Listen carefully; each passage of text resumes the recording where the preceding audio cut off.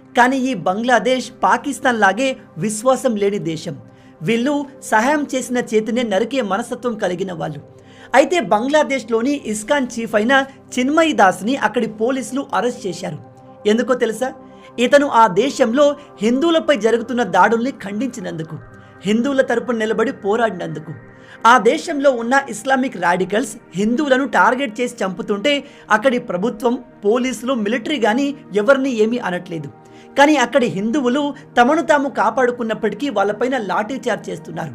వాళ్ళని రీజన్ లేకుండా అరెస్ట్ చేస్తున్నారు. విచిత్రమైన విషయం ఏమిటంటే ఇతనిపైన వేసిన కేసు కూడా చాలా ఫన్నీగా ఉంది. ఇతన్ని దేశద్రోహం కింద అరెస్ట్ చేశారు. అది ఎలా అంటే ఇస్కాన్లో బంగ్లాదేశ్ జెండా పైన వేరే రిలీజియస్ జెండాను పెట్టారంట.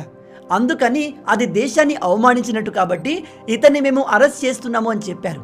కానీ ఈ చిన్మయి దాస్ బంగ్లాదేశ్ జెండాను అవమానించినట్టు